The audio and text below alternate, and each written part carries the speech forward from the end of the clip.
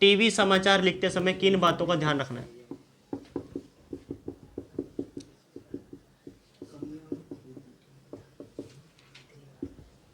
TV समाचार लिखते समय किन बातों का ध्यान रखना? सबसे इंपॉर्टेंट बात है सबकी भाषा सरल सहज होनी चाहिए, सबसे बड़ी बात है, क्योंकि जो आपको सुनने वाला है वो कौन है? अनपढ़ है।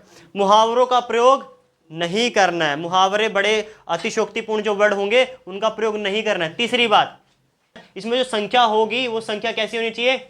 शब्दों में लिखी होनी चाहिए, संख्या शब्दों में लिखी होनी चाहिए। जो विशेष चिन्ह हो, डॉलर या प्रतिशत, उनका क्या करना है? वो भी शब्दों में लिखे होने चाहिए। ठीक है, ये चारों की चारों बातें आपको यहीं भी लिख देनी है, जो रेडियो समाचार की थी यही इसमें आ जाएंगी, कोई बड़ी बात नहीं है। ठीक है, रेडियो समाचार लिखते समय आप खुद सोचो, अगर खुद आप लिखने वाले हो तो आप क्या करोगे? ऐसा मतलब जो आप कैसी स्क्रिप्ट लिखोगे जो सामने वाले को समझ में आ जाए? कठिन शब्द तो नहीं लिखोगे, सरल भाषा लिखोगे, तो बता ही दिया।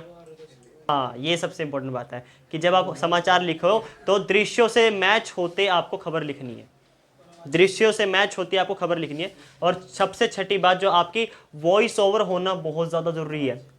खबर स्क्रिप्ट लिखते समय आपके पास, जब आप टीवी समाचार लिख रहे हो तो उससे पहले आपको आवाज़ भी तैयार करनी है उस घटना से संबंधित। मान लो घटना कोई बारिश की है, बारिश की घटना है, आपके पास दृश्य तो आ गए पर उसमें आवाज़ नहीं है, तो आपको आवाज़ भी करनी है, बैकग्राउंड म्यूजिक होना ज़रूरी है घटना से संबंधित, समझे?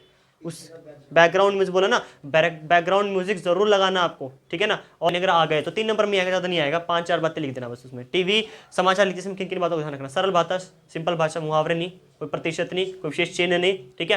बैकग्राउंड म्यूजिक होना चाहिए खबर से संबंधित, और खबर से संबंधित आपके पास दृश्य होना भी बहुत ज़्यादा जरूरी है, ठीक है। ये 5 बातें होंगी तभी आप टीवी समाचार लिख पाओगे, ठीक है। कंप्लीट। अब बात करेंगे कहानी और नाटक की, कहानी और नाटक की। अच्छा, सबसे इंपॉर्टेंट बात है भाई, उल्टा पिरामिड शैली किस लिए यूज होती है?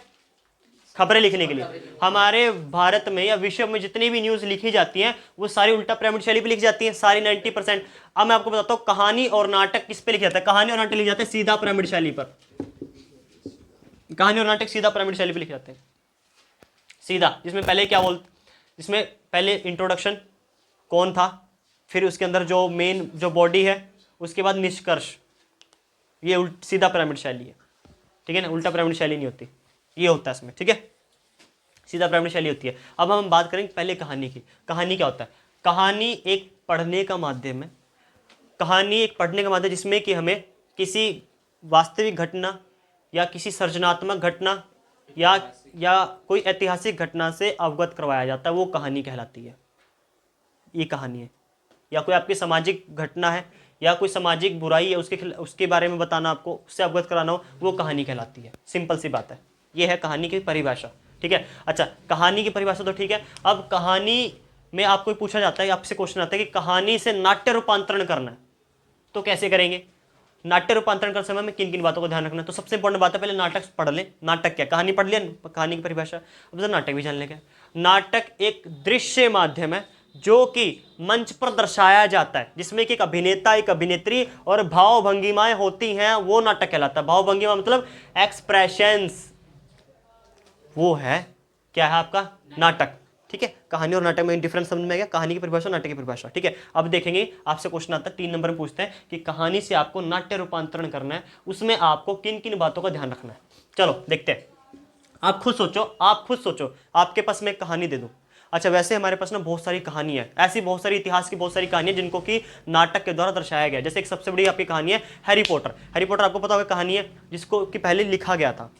जब लिखा गया तो इतनी फेमस होगी कहानी, इतनी फेमस होगी, बाद में उसका क्या बनाया गया? नाटक रूपांतरण किया गया, उसको टीवी पर दिखाया गया था ना, वो नाटक रूपांतरण कहलाता है। अब एक बात, तो अगर आपको नाटक रूपांतरण, आप खुद सोचो, अगर आप नाटक रूपांतरण करो किसी भी कहानी का तो आपको क्या क्या चीजें जरूरत पड़ेगी, किन किन बातों का आप ध्यान रखोगे?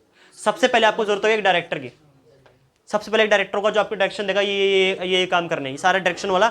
सबसे पहले आपको जरूरत है एक डायरेक्टर की जो कि आपको दिशा निर्देश देगा, सबसे बड़ी बात। दूसरी बात, आपके पास स्क्रिप्ट मौजूद होनी चाहिए पात्रों की, पात्रों के शब्द के रूप में आपके पास कथनात्मक स्क्रिप्ट होनी चाहिए। कथनात्मक स्क्रिप्ट एक ही है, तो स्क्रिप्ट आपके पास मौजूद होनी चाहिए, दूसरी बात। तीसरी बात, आपके पास एक मंच होना चाहिए, मंच की व्यवस्था होनी चाहिए जिसमें कि वो नाटक जिसके ऊपर दर्शाया जाएगा। कहानी में जो दृश्य दिखाए गए हैं उस दृश्य से संबंधित आपके पास बैकग्राउंड दृश्य होने चाहिए, ये आपको बनाने हैं, बैकग्राउंड दृश्य बनाने ना भाई। अब कहानी में बताया गया कि बारिश आ रही है, बारिश आ रही है या फिर ट्रेन जा रही है, मान लो ट्रेन जा रही है, तो आपको क्या करना पड़ेगा, उस मंच के ऊपर ट्रेन का दृश्य दिखाना पड़ेगा ना साथ साथ, है कि नहीं। बारिश आ रही तो बारिश का दृश्य आपको दिखाना पड़ेगा साथ साथ। अगर वसंत का मौसम है तो आपको पेड़ पौधे दिखाने पड़ेंगे वहां पर, ये करना पड़ेगा ना। तो आपको कहानी के अंदर जो मौसम या कोई बैकग्राउंड बताया गया, जैसा दृश्य वहां पर बताया जा रहा है, वो दृश्य आपको लाने पड़ेंगे कहां पर, उस मंच के ऊपर लाने पड़ेंगे। पांचवी बात, आपके पास जितने कहानी में पात्र हैं वही पात्र आपको चाहिए, उससे अधिक पात्रों की जरूरत नहीं है, अधिक पात्र नहीं चाहिए, जितने पात्र कहानी में बताए गए उतने पात्र में चाहिए, ठीक है। पांचवी बात। छठी बात, उन पात्रों के चेहरे पर वही भाव भंगिमाएं होनी चाहिए, वही एक्सप्रेशन होने चाहिए जो कि कहानी में, जैसे बोला जा रहा है कि महिला रो रही थी, तो महिला को रोना है वहां पर स्टेज के ऊपर जब वो सीन आएगा, समझे। उसके बाद सातवीं बात, जो कहानी में, मान लो कहानी में तो ड्रेस नहीं होते, पर फिर भी आपको ड्रेस में, मान लो कोई पिक्चर होगा तो उससे पता लग जाता है ना कि क्या ड्रेस पहनी है, तो आपको पात्रों के ड्रेस का भी इंतजाम करना पड़ेगा, सातवीं बात। आठवीं बात, आपको स्टेज के मंच के ऊपर लाइटिंग लगानी है।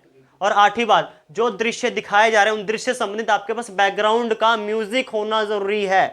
बारिश आ रही है तो बारिश मौसम दिखाओगे तो बारिश की आवाज भी तो होनी चाहिए आपके पास, ठीक है ना, ये सब होनी चाहिए, साउंड होना चाहिए, तो बैकग्राउंड का म्यूजिक, ये 8 चीजें होना जरूरी है। और यही बातें हैं जिससे हम क्या करते हैं, कहानी से नाट्य रूपांतरण करते हैं, ये 8 चीजें। इसी क्वेश्चन को आपको घुमाकर पूछेंगे, जैसे कहानी से नाट्य रूपांतरण कैसे करते हैं, तब भी आंसर करना है। या कहानी से नाट्य रूपांतरण करते समय किन किन बातों को ध्यान रखना है, तब भी यही आंसर करना है। ये कहानी से नाट्य रूपांतरण कैसे होता है, तब भी यही आंसर लिखना है। सबका आंसर एक ही आएगा। कहानी से नाट्य रूपांतरण जब भी करना हो तो बस एक ही आंसर आना चाहिए, यही आना चाहिए। ये खत्म हुआ।